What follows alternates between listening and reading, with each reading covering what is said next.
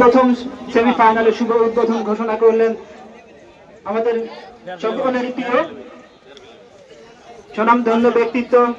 দর্শক, এই মুহূর্তে আপনাদেরকে যারা দেশের বিভিন্ন জায়গায় ফুটবল খেলে থাকে, কখনো কোন টিমের হয়ে, কখনো মাগুরা জেলা ফুটবল দলের হয়ে, এবং যেটি বলছিলাম চট্টগ্রাম আবাহনী লিমিটেডের হয়ে যার যাত্রা শুরু হয় জাতীয় পর্যায়ের ফুটবলের মধ্যে। এই মুহূর্তে একটা সুযোগ তৈরি করেছিল গঙ্গারামপুর ইউনিয়ন ফুটবল দল, তবে ফিনিশার নেই।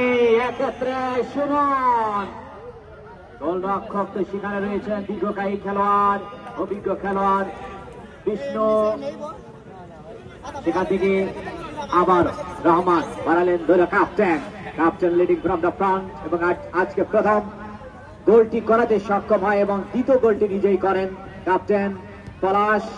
সামনে বাড়িয়েছিলেন লেফট উইং দিয়ে বাড়িয়েছেন, দেখা যাক তীব্র একটা গতি সৃষ্টি করেছে রিয়ন। রিয়ন শেষ পর্যন্ত বলের উপর নিয়ন্ত্রণ হারিয়ে ফেলে।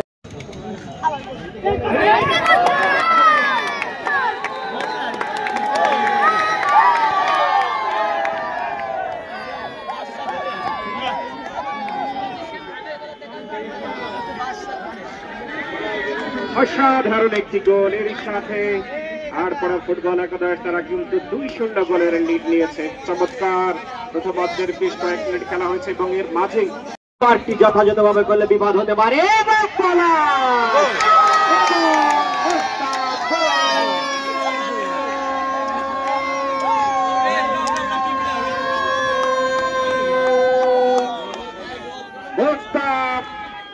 ক্যাপ্টেন পলাশ বানিয়ে দিয়েছিলেন বলটি, হেড করে পরবর্তীতে জাস্ট ফিনিশিং করেছে বলটি। আকাশ সেই দেখা যায় উস্তাদ ছিলেন রাব্বিকে ট্যাকেলিং করবার প্রচেষ্টা, বিপজ্জনক অবস্থায় রাব্বি শেষ পর্যন্ত বল চলে গেল গোল লাইন অতিক্রম করে বাইরে। এক্ষেত্রে কর্নার কিক লাভ করেছে, প্রথম কর্নার কিক লাভ করেছে আর পাড়া ইউনিয়ন ফুটবল দল। পাস করলেন, ওখানে খেলোয়াড়টি রয়েছেন, তবে হ্যান্ডবল যেটি বলছিলাম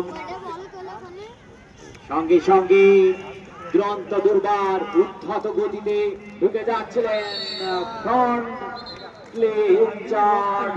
সামনাসামনি জায়গা থেকে, এবং রেফারি শাহাদেব দত্ত তার বাঁশি বাজাতে কোন রকম কারখানা করেনি। অভিজ্ঞ রেফারি যাদের অভিজ্ঞতার আলো দিয়ে শট নিলেন, যার জন্য রেখেছিলেন, তবে হুরপাস শট এই মুহূর্তে আরাম লম্বা করে সামনে বাড়ালেন, উদ্দেশ্য মোস্তাক বাড়িয়েছেন রাব্বিকে লেফট রাইট উইং দিয়ে যার বুকে রাব্বি, সামনে একজন খেলোয়াড় অবশ্য তাকে কড়া মার্কিং এ লুকিংটা করবার চেষ্টা, সেখান থেকে ব্যাক